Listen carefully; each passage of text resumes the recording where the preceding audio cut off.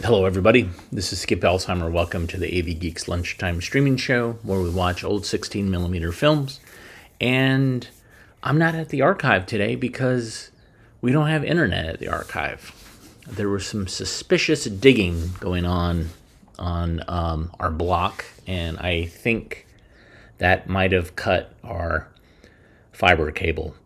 So very frustrating, but I'm at the house, and let's watch some films. I've shown the first version of this. This is the second edition, Your Thrift Habits. Let's see what's changed. Enjoy.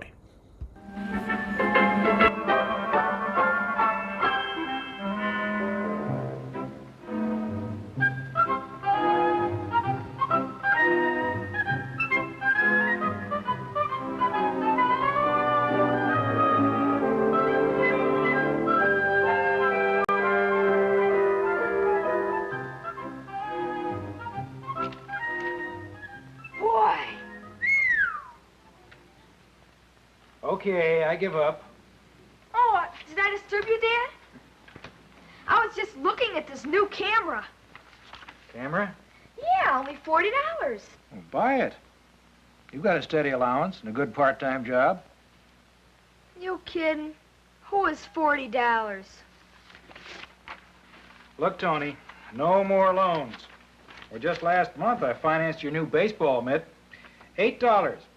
So far, you haven't paid it back. Tony,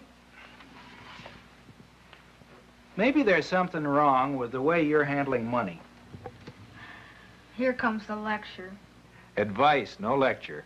I've got money problems, too. Take a look at our family budget. But we all have to make ends meet. And in order to make ends meet, we have to practice some thrift habits. Your grandfather once told me that thrift is the absence of waste. Maybe you don't actually waste money, but sometimes you are careless with it. For example, remember those green canvas shoes you bought? Did you really need them, or were you spending your money foolishly on a new fad? And those records you bought? You couldn't make up your mind between two favorites and bought both. And that transistor radio. Without a protective leather case, it cost $3.50 less. A real bargain. It would have been cheaper, really, to have spent the extra money for the leather case. Good thrift habits help prevent that kind of carelessness with money. Yeah, but how? Well, one good thrift habit is getting money matters down on paper. I'll show you what I mean. Now, we'll start with your goals, the things you want to buy.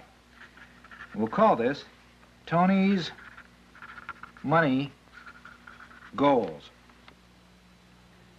Now, list your short-range goals. You know, the things you want to buy soon. And your long-range goals. The more expensive things you might have to save longer for. Now, what are your short-range money goals? Well, I'll need $5 for Mother's birthday and $3.50 for the new baseball book. And then there's a record. Oh, yes, the baseball mitt. Take it. Baseball mitts, $8. Uh-huh. All right, what are your long-range goals? The camera. Sure. Camera, $40. Okay, now, there are your goals. Can you afford them? Well, maybe. I get $2 a week allowance. My paper route gives me $2.75 a week. So, your total, or fixed income, comes to $4.75 a week. But I need money for school supplies and magazines and movies and milk for lunch and... Okay, you're talking about expenses. Now, there are two kinds of expenses. fixed expenses, which are part of your daily life, and they don't change very much, and flexible expenses. Money that's used for what we might call luxuries. Now, let's draw another diagram that'll help you keep track of your expenses. Now, on it, you'll list your fixed and flexible expenses over the next 4 weeks.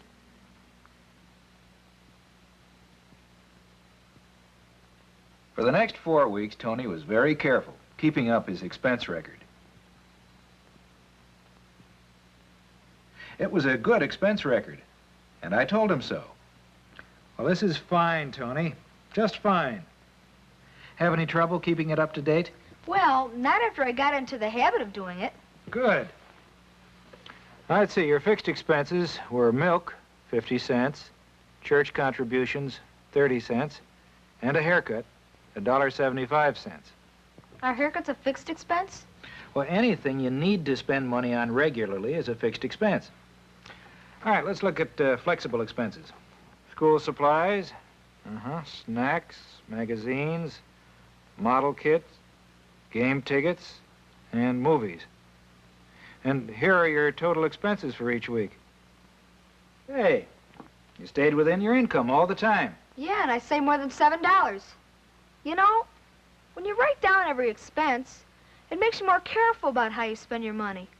Well, you've started a good thrift habit. But if you're going to reach your money goals, you need to save more of your income. To do that, you're going to have to learn to choose between certain flexible expenses, the luxuries. For example, will it be a magazine this week? Or a super deluxe Sunday? Will you buy a model to add to your collection? Or would you rather go to a movie?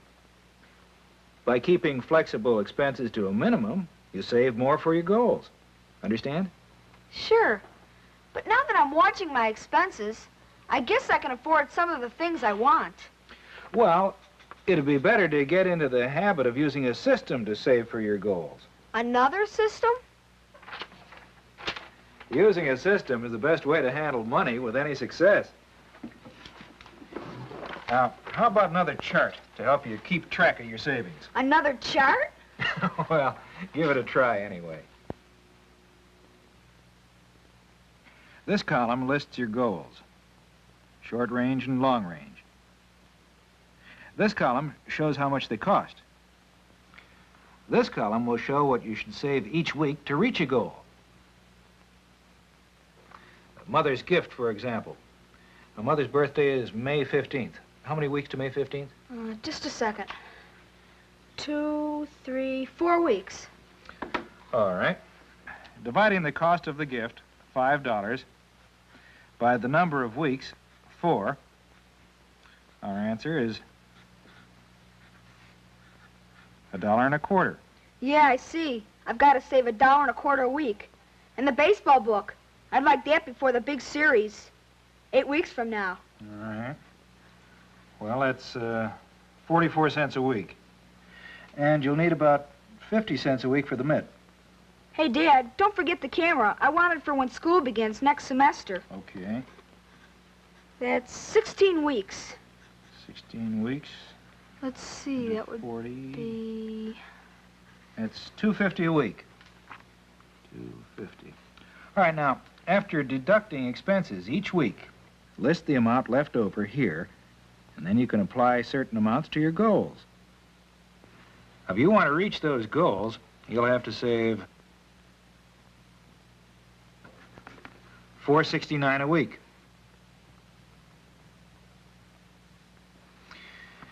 But with your expenses, I'm afraid you can't manage it.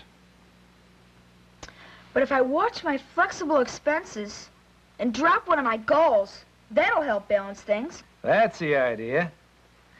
You could even postpone getting your camera for a while and save for it a little longer. I know. It's a hard decision to make.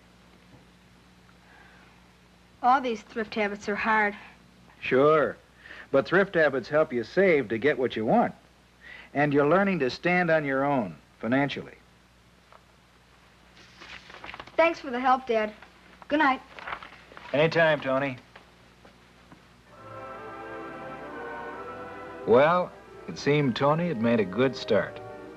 I knew, though, that sometimes he'd slip out of his thrift habits by buying things he really didn't want or need. We all do. But most of the time, he would remember the thrift habits he'd learned, keeping track of his income and expenses.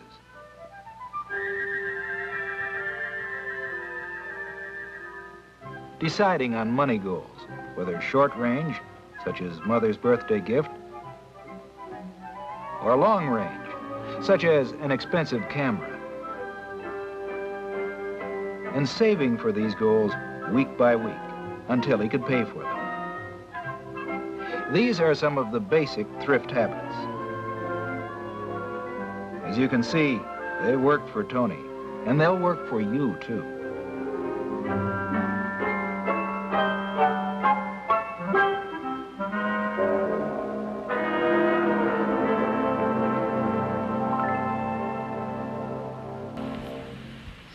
So did somebody in the comments say that the kid was going to get a gun, buy a handgun, and hold up stores, and that would solve his monetary problems? Is that, I missed that, but it seemed that was kind of fascinating to see that show up. All right.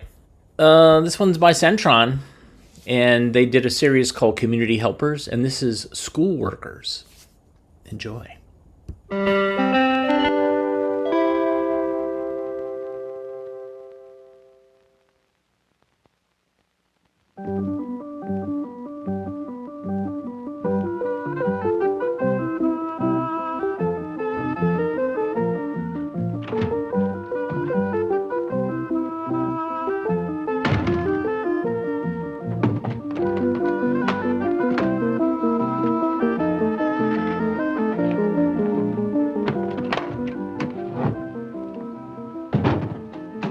Class.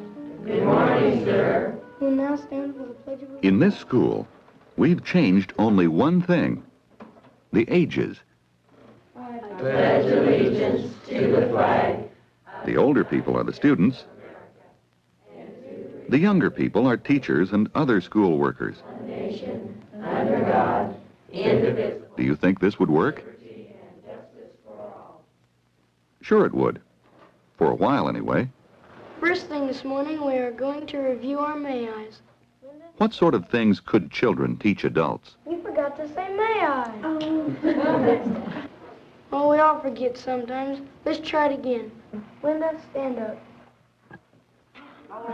Well, how about things that adults may have forgotten? The first two steps are to get on the skateboard. Put your right foot and then your left foot down. Children could also teach adults things they've never learned. Up so the side is facing the point. Try it.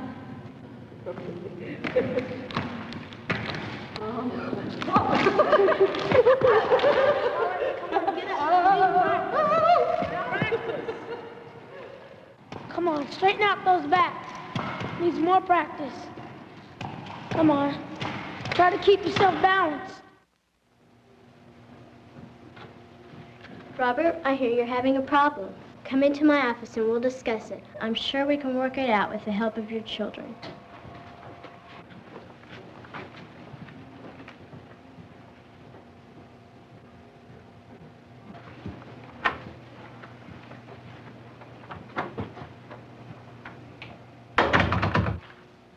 This might be fun for a while. But that young teacher would soon be faced with a serious problem. In this classroom, he'd have to teach doctors, mechanics, store clerks, plumbers, sailors, farmers, ball players, office workers, airline pilots, maybe even a United States senator.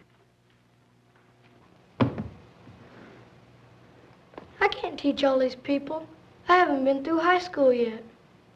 Well, you don't have to. This is just pretend. In fact, We'd better let these adults go now. The truth is, they have jobs and other duties they must do. In the community, these grown-ups must print the newspapers, take care of the sick, build places to live, and keep the community supplied with services, food, and clothing. Do you think they had to go to school to learn to do these things? Well, they certainly had to learn to read and to write and to do mathematics. Studying science helped them learn to help others. The study of history and literature helped them to understand the world and be better citizens. My name's Charles Latham. I live on Oxford Road. Learning about art and music helps them to express themselves and to enjoy the works of others.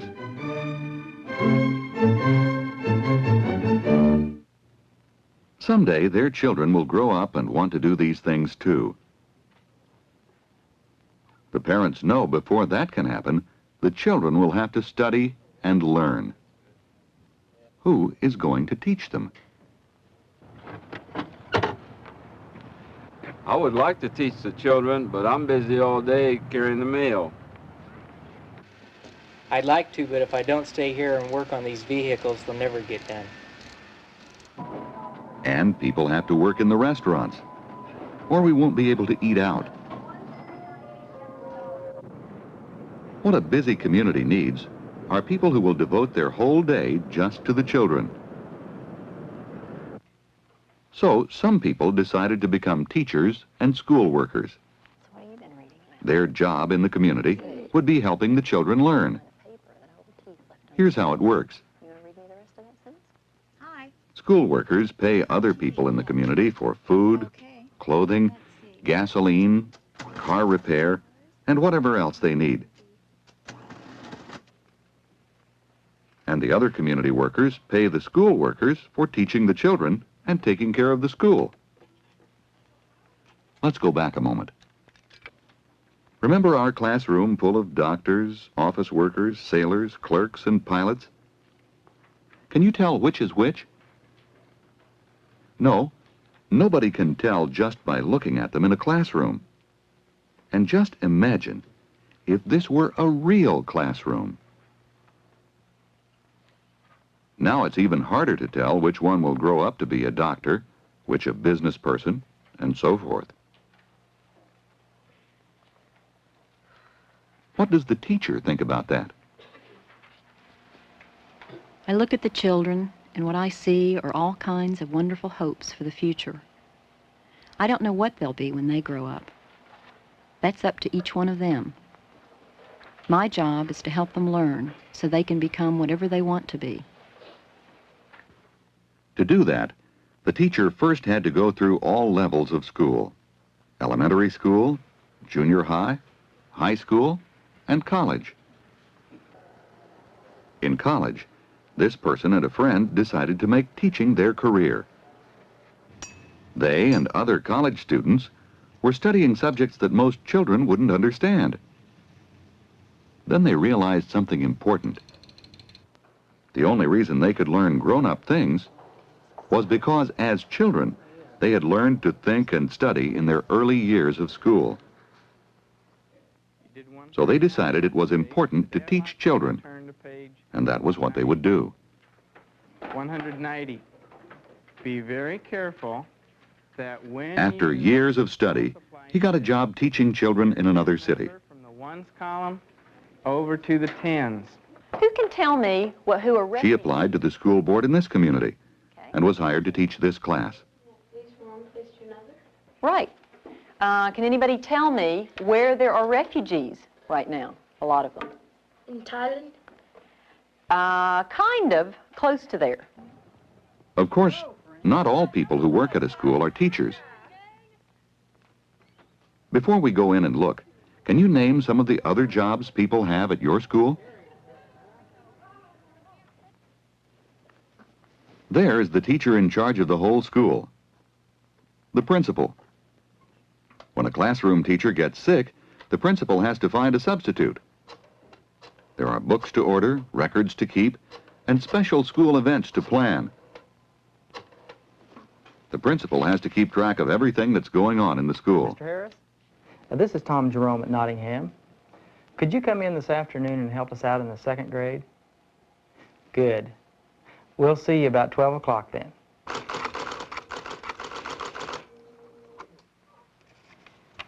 Oh, Megan, does it hurt badly? Okay, I'll call your mom. What's your number? 54231. The school secretary types newsletters, reports, programs, talks to parents, and helps teachers and students in many ways. If a child gets hurt on the playground or has a temperature, the school nurse is trained to know just what to do. Often it's the nurse who discovers when a child needs glasses or has other problems. And there are the school custodians. Without them, the building would soon be a mess. School bus drivers are certainly important to children who live far from the school. On cold winter mornings, it's sure nice that they always remember to come by. And many schools have cafeteria workers. It's not the same as preparing meals for one small family. They have to prepare enough to serve hundreds and to know what foods keep children healthy.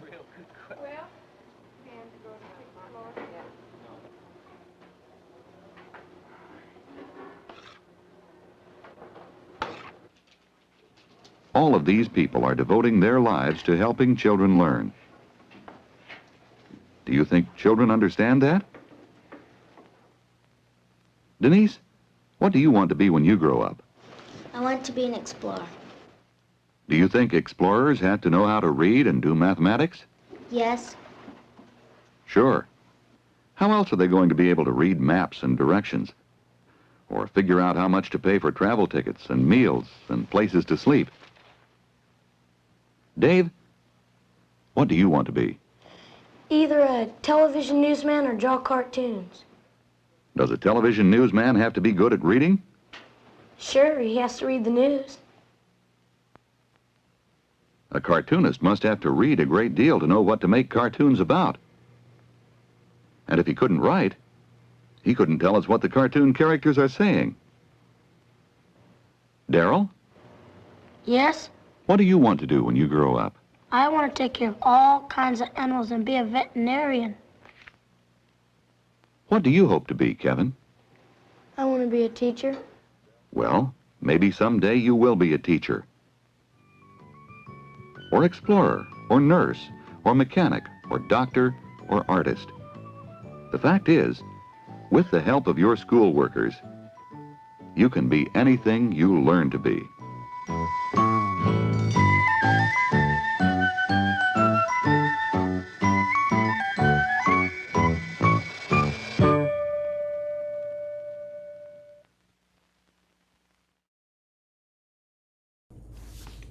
That was great. There was a good shot of a teacher with a film projector.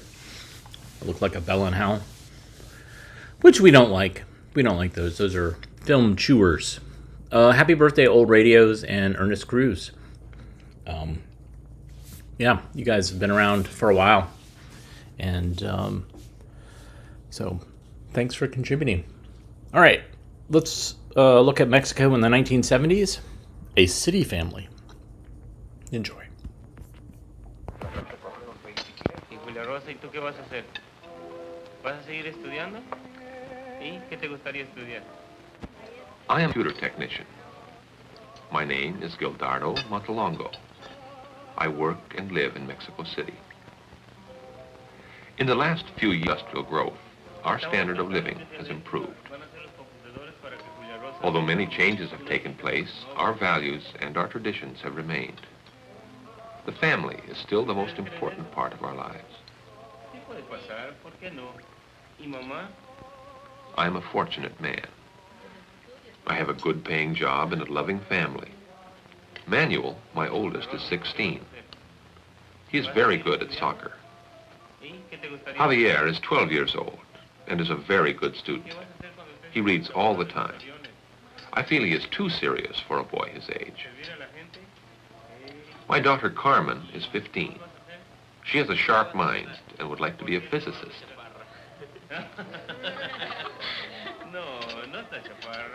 My wife Eva worked very hard to give us a happy home all those years we were poor. She helped me to save every penny to buy this apartment a few years ago. I am glad we have a bigger place now, because of Carlos, our baby.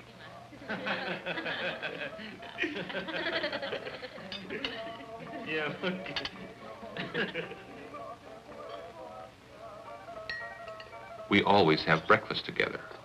It gives us a good feeling to start the day.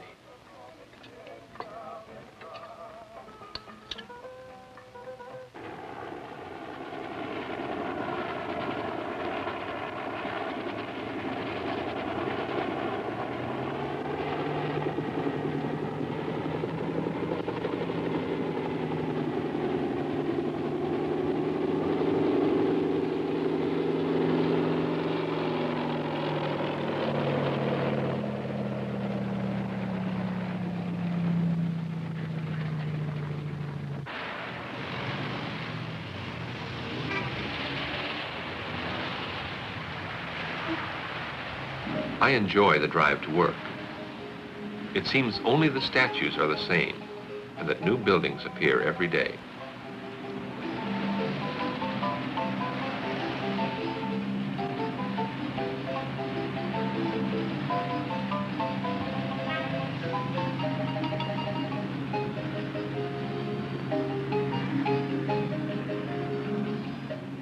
The new buildings are getting taller all the time, like the building my office is in.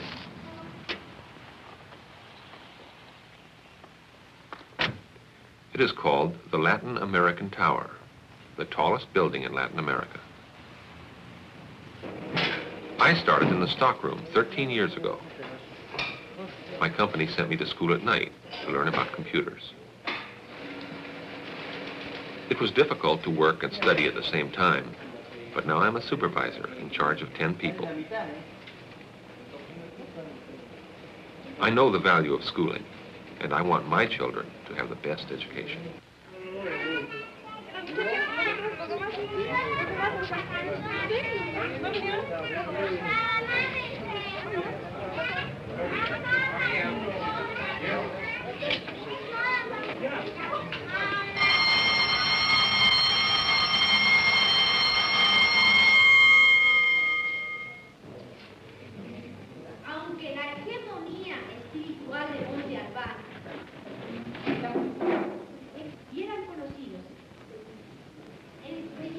I'm in the 6th grade. We study Spanish, literature, science, math, geography, and history. We're in school 6 hours a day, and we have a lot of homework besides.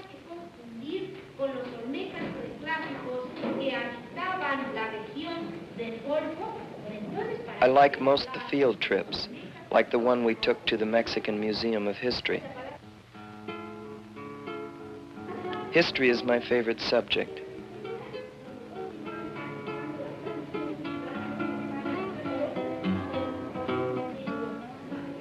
The museum shows Mexico's history in paintings, how my people fought against the Spanish,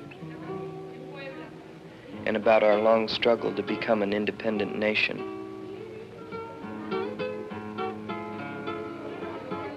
It all seems a bit far away for me, though. I have grown up in modern times.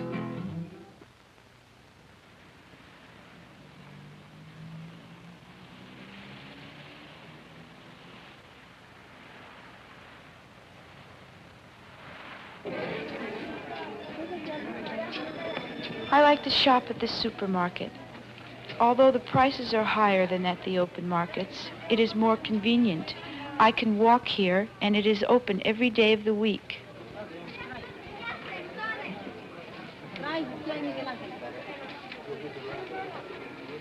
Fruits are delivered fresh daily.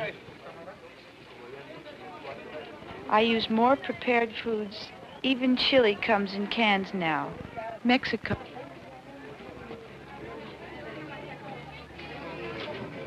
With all the modern conveniences, women don't need to spend as much time at home. Within the past 15 years, women have moved out of the kitchen. You see many more women working.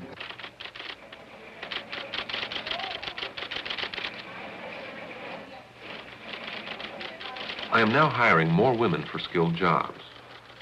At first, I was doubtful about women in the office, but I find they are hardworking and efficient.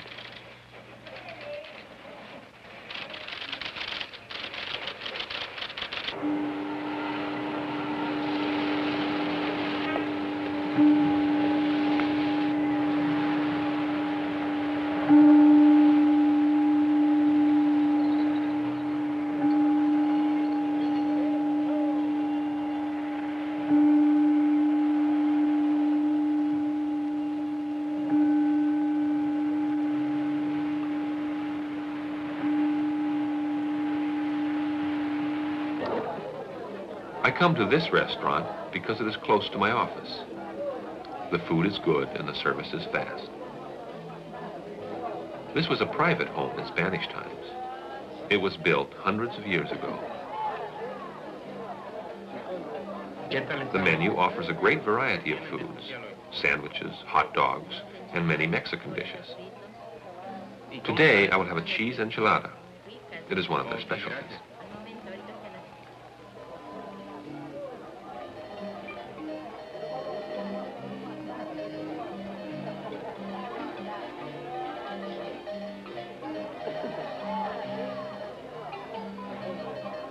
Not so long ago, lunchtime in Mexico lasted 2 or 3 hours. It was a time to be with friends or family. But now, we work harder and have to squeeze lunch and conversation into less than an hour. We still manage to have time to discuss politics, bullfights, or argue about the Sunday soccer game.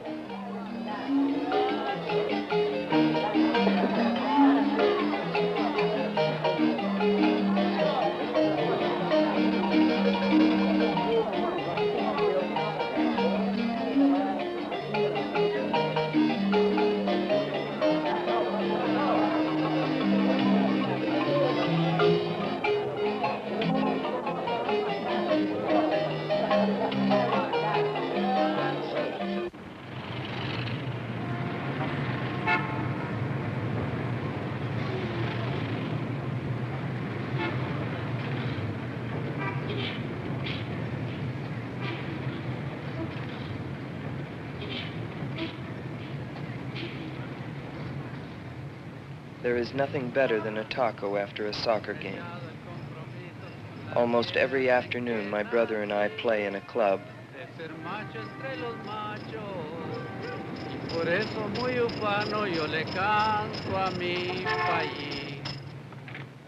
I am a good player, but Manuel is much better.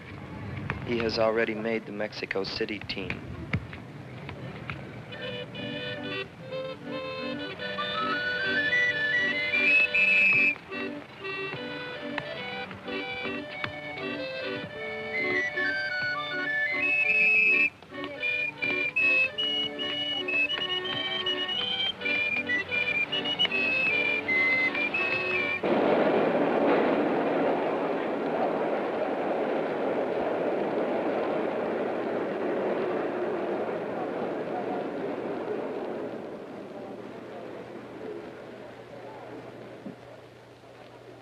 Going home on the metro is fun.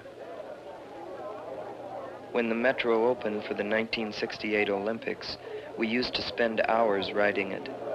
It costs only a few pennies. The metro is very fast. In 15-20 minutes, you can ride from one end of town to the other, and Mexico City is very big.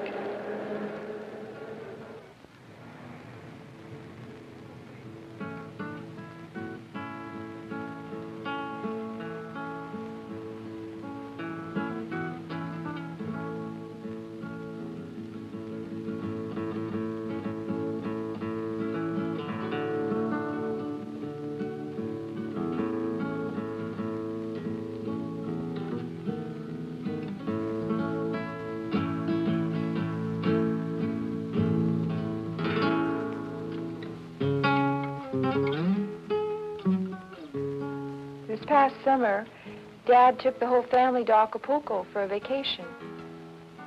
We stayed in a big, fancy hotel. I even got a new bathing suit. Every day, all of us went to the beach. We had lots of fun.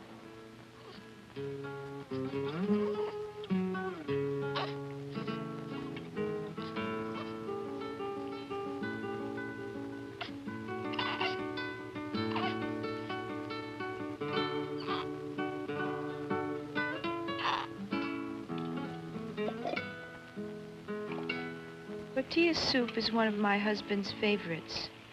Tonight we'll have pork chops with chili sauce and fresh avocados, too. I am baking a cake for the Sunday family picnic. Of course, it takes less time now that I have all the modern appliances.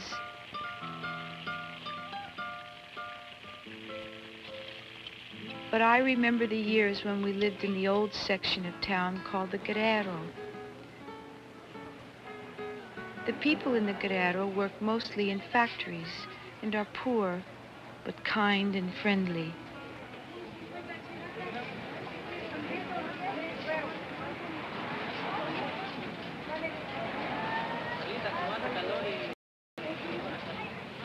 I used to shop at the open market, bargaining for everything.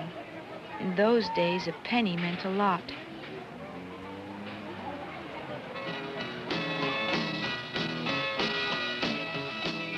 We lived in tenements called Vecindad. Each family had a one-room apartment. There are no kitchens or bathrooms. I cooked on a small hot plate. This was before Carlos was born. My in-laws still live there. My husband Gildardo and my sons visit them every Saturday.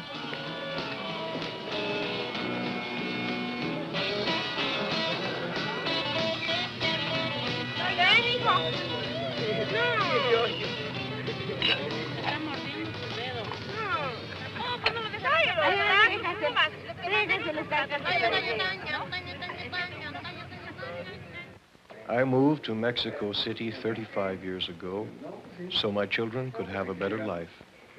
For the same reason my father had migrated from the hacienda to the north. 3 of my children live here. Pedro with his wife and their baby. Pedro works with me as a carpenter. Luis, who is still at college, and Hermina, my daughter, who is unmarried and helps with the housework. Providing a home for my children is a small way I can help them to get ahead in life. It is crowded here, but all the hardship is forgotten when I hear them laugh and talk.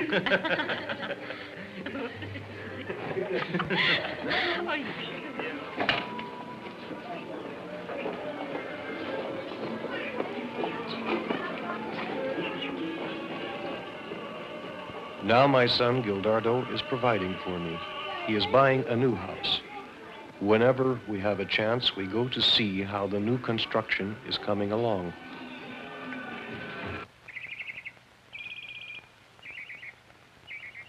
The house is out in the country, outside of the city. I will enjoy the quiet life, now that I will soon retire on my Social Security.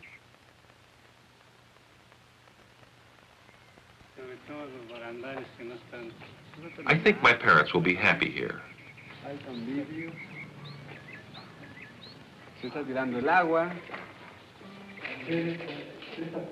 Everyone will have his own separate room. There will be a garden outside and a modern kitchen for my mother.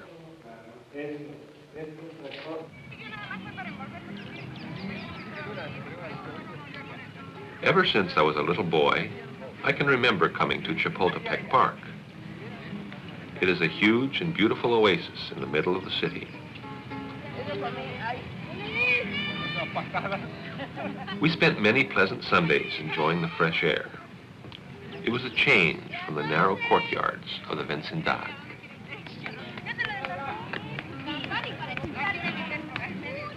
I used to be very good at soccer, but now my sons beat me at my own game.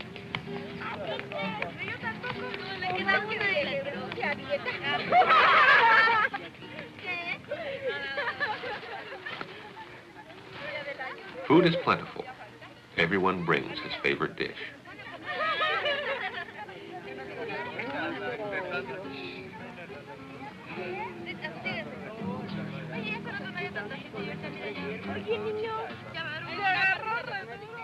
These Sundays, the whole family is together. In-laws, grandparents, cousins and aunts.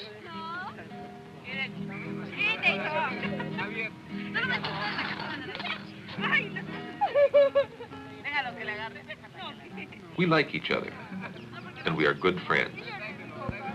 We are still close, even though we lead our own separate lives now. We each have our own responsibilities. I have a good life. It took a lot of sacrifice from my parents and a lot of hard work for me and my wife. Life is easier for me than it was for my parents and grandparents, and my children will have an even better future.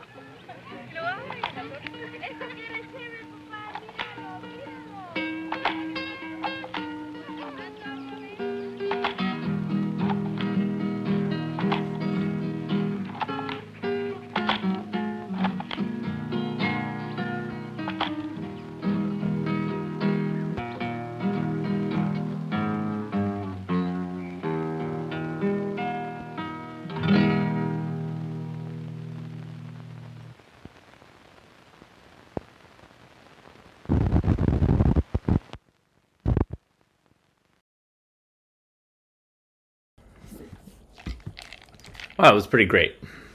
Pretty great. Okay, this next film, yeah, we're going to attempt fate a little bit. Why not? This was made by Walt Disney's educational film company, but this is a blatant ad for Epcot Center. And this is the Epcot Center that I visited. I visited Epcot Center like a month or two after it opened. And so a lot of the stuff shown here was stuff that I experienced. It is radically different now. I hope. But it's interesting to see all the visions of the future and things that you could do that nowadays you're like, so? Anyways, I don't think we're going to get in trouble for this. If anything, maybe music. I don't know. We'll see. We'll give it a shot. Why not? This is Visit to Epcot Center. Enjoy.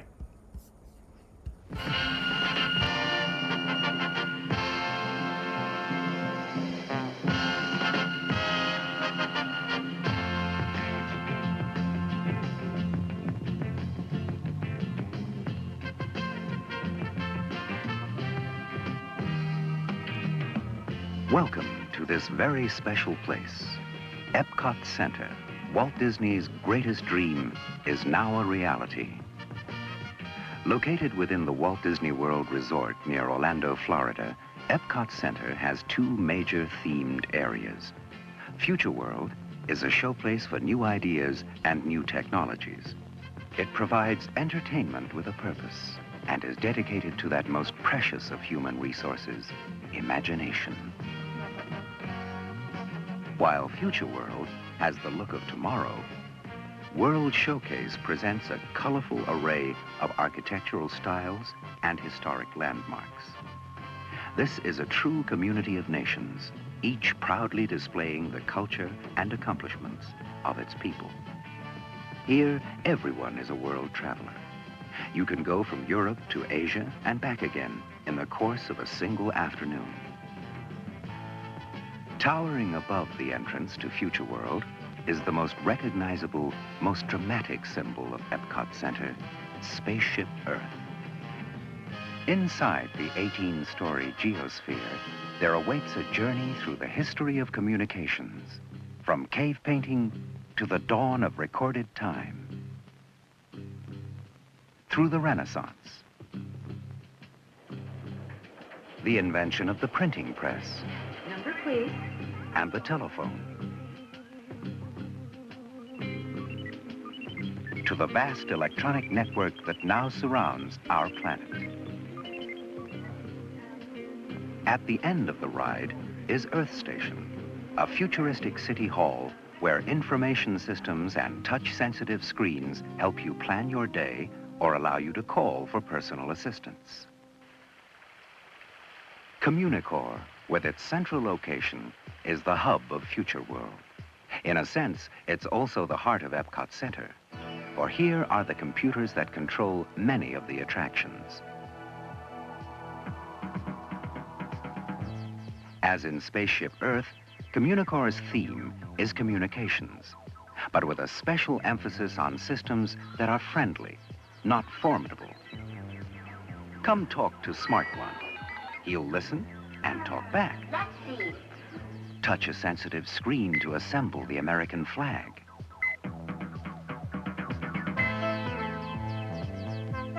Or choose component parts and design your own roller coaster. Then stand by to ride your own creation.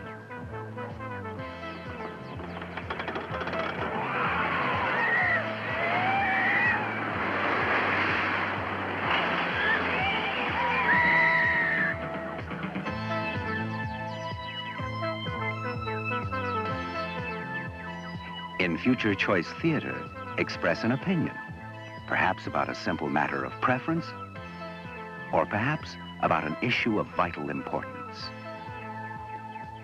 How does your opinion compare with that of the rest of the audience, or with other audiences on other days? Near Communicore is Universe of Energy, massive, wedge-shaped, practical.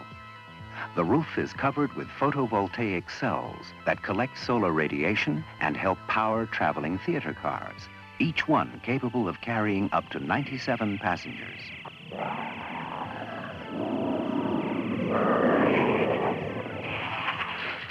Universe of Energy features dioramas and large format motion pictures to recreate the primeval Earth, show the formation of fossil fuels, and suggest possible new energy sources for the future. Horizons, a spectacular new attraction, is seen here in the form of show design models and renderings. Horizons is a vision of life as it may be lived in the 21st century. Depart from Futureport and review Looking Back at Tomorrow, a whimsical salute to visionaries of the past. This is what they thought the future would bring. What do we think? Well, Tomorrow's Windows presents intriguing ideas and concepts, then allows you to choose the way your ride will end. A high-speed adventure beneath the ocean, or above the land, or in the far reaches of outer space. Appropriately wheel-like in shape, World of Motion takes a good-humored look at transportation through the ages. There are moments that changed history, and some that didn't quite.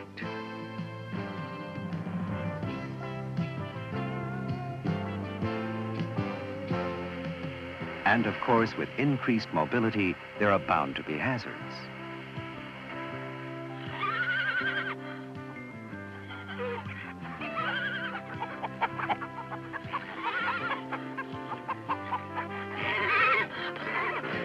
In a more serious vein, a walk-through area called Trans Center offers information about such things as computer-aided car design and aerodynamics.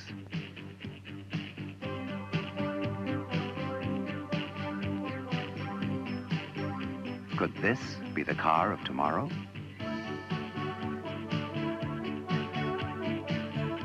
Next, journey into imagination.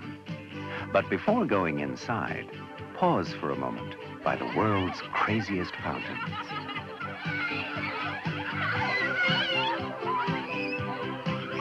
Dreamfinder and his small friend Figment are the hosts as you ride through a swirling maze of colors, shapes, sounds, and even smells.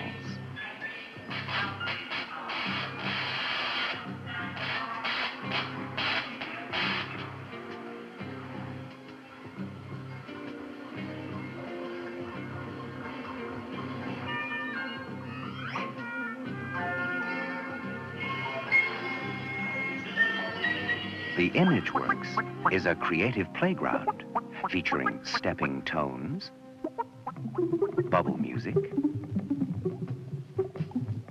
pin screens, giant kaleidoscopes, and magic palettes where color is applied with an electronic stylus. In the Chroma Key Theater, amazing things happen. And Magic Journeys, a 3D film, has the audience reaching for some of the largest, sharpest three-dimensional images ever created. There are many giant screen motion pictures to be seen at Epcot Center. Disney film crews traveled the world for 2 years, shooting 1.5 million feet of film in 30 countries and establishing a whole new dimension in the quality of sound and images. Leaving Journey into Imagination, it's a short stroll to the land, where Farmer's Market is a good place to stop for a snack or meal. Then it's showtime, folks. Kitchen Cabaret, starring Bonnie Appetit and a cast of wacky characters, combines lively entertainment with a common-sense message that a balanced diet is essential for good health.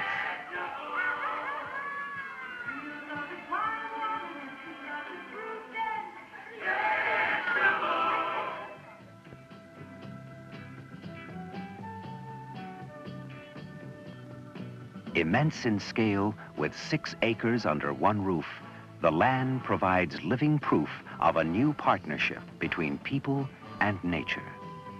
A boat cruise attraction, Listen to the Land, introduces various natural biomes, such as desert terrain, and the North American prairie the way it used to be.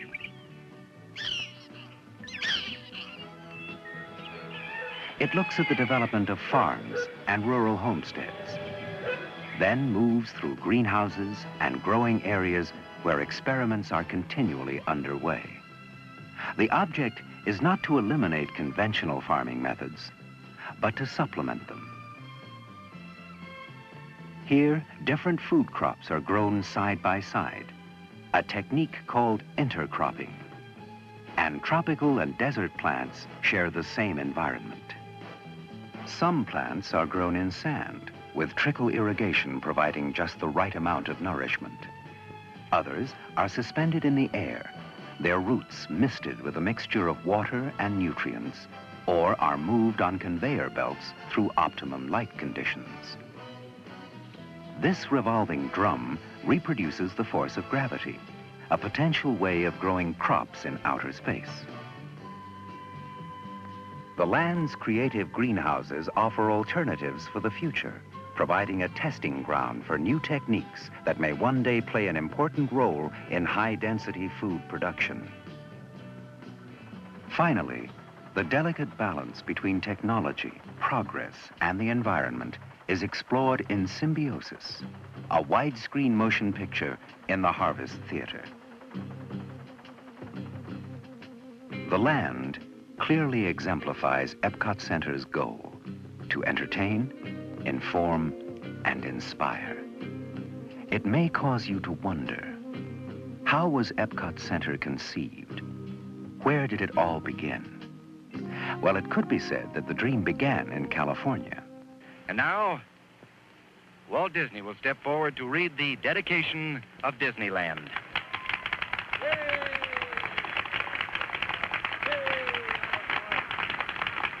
To all who come to this happy place, welcome. Disneyland is your land. Here age relives fond memories of the past, and here youth may savor the challenge and promise of the future. Disneyland is dedicated to the ideals, the dreams, and the hard facts that have created America, with the hope that it will be a source of joy and inspiration to all the world. Thank you. 16 years later came the opening of Walt Disney World in Florida. Walt himself did not live to enjoy this happy occasion, and the new park was dedicated by his brother Roy. The Walt Disney World Resort and Entertainment Complex proved to be immensely popular and successful, changing the entire economy of Central Florida. But this was only one further step in the realization of Walt Disney's dream. He spoke of it in 1966.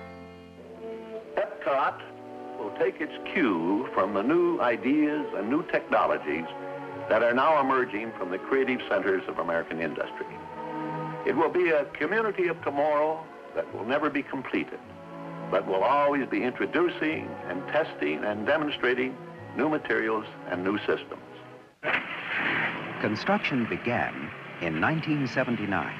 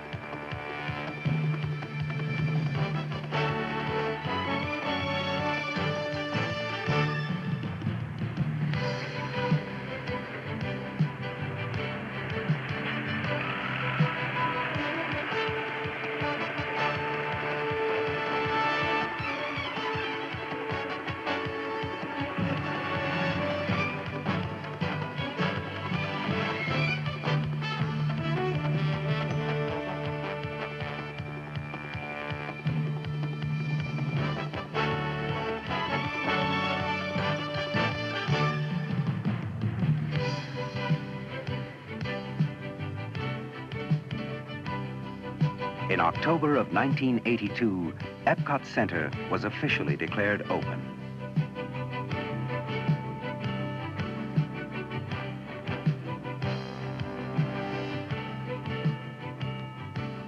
Now, let's cross the World Showcase Lagoon to the American Adventure. With architecture and furnishings that reflect early American styles, and a hall displaying historic flags of the nation, this is the setting for a drama played out on the largest rear projection screen ever built and a Broadway-sized stage. The cast includes dozens of audio animatronics figures, with Ben Franklin and Mark Twain serving as hosts. I shan't spend another night up here. At least you got shoes made that all of us may be. Special moments in time, drawn from 350 years of American history, capture the spirit of the nation and pay tribute to its people, whether they be great leaders or ordinary men and women. 'Tis easy to see, hard to foresee, but I foresee the American adventure to continue a long, long time.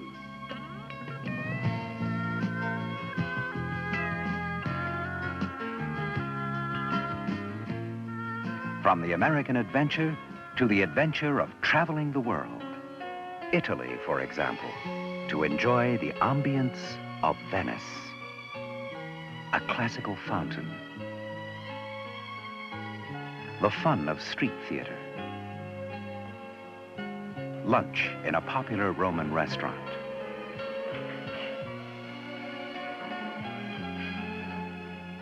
From Italy to Germany. And the joyful exuberance of a Bavarian beer garden. Come sing, come dance, for here it's Oktoberfest all year round.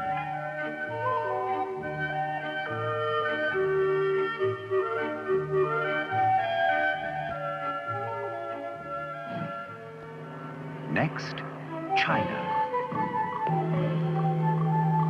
Walk through the gate of the Golden Sun to experience wonders of China, a motion picture in Circle Vision 360. Purchase a handmade souvenir. View an exhibit of historic treasures.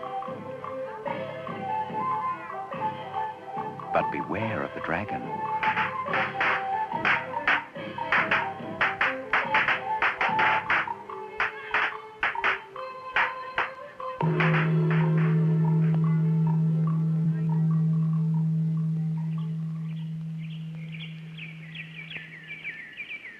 Then, Mexico.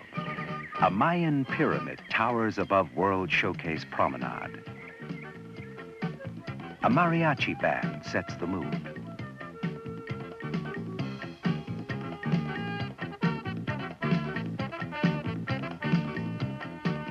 Inside, eat at the restaurant or sail through Mexico's history on El Rio del Tiempo, the river of time.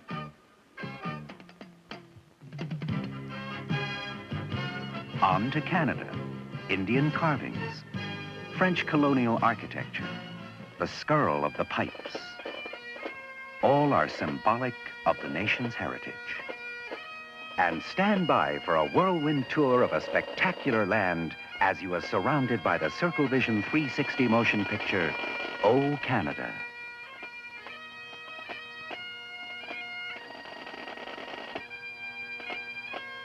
High Street, Upper and Lower Regency Streets, Tudor Lane, Britannia Square. This, of course, is the United Kingdom, a pleasant place to stroll, browse, shop.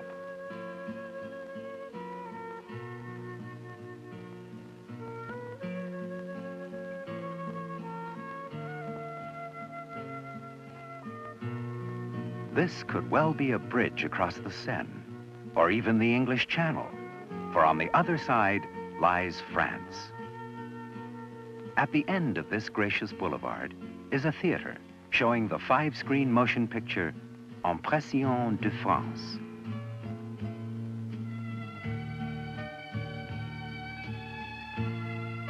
Nearby stores sell everything from books to pastries to perfumes.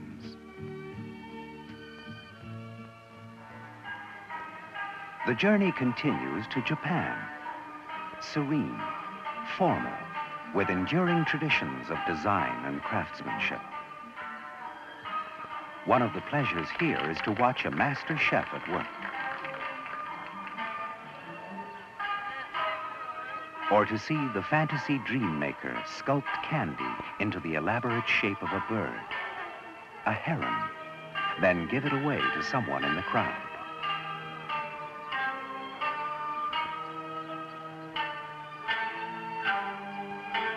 In the evening, as dusk falls over Japan's Great Torii, a gate signifying good luck, as the sun sets behind the Eiffel Tower, Epcot Center takes on a magical, dreamlike beauty all its own. The lights come on, to be reflected in the shimmering surface of spaceship Earth. Epcot Center, Walt Disney promised, will never be completed. New attractions and additional countries will continue to be added. On the dedication plaque are these words: May Epcot Center entertain, inform, and inspire. And above all, may it instill a new sense of belief and pride in man's ability to shape a world that offers hope to people everywhere.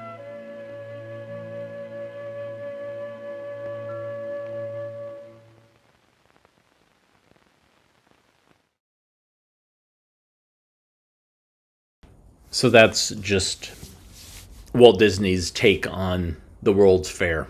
I mean, really. The Spaceship Earth is the Unisphere. Like all of the pavilions, you have your technology pavilions, and then you have your pavilions that are for each country. It's the 1964 World's Fair. That's what it is. Of which Disney did do some things in. But yeah. And I was super excited about it as a kid, but also it was boring compared to traditional Disney World. And I loved going to Disney World as a kid. I think I only went twice, but once when they had the tickets, and then once when it was kind of just whatever. But yeah,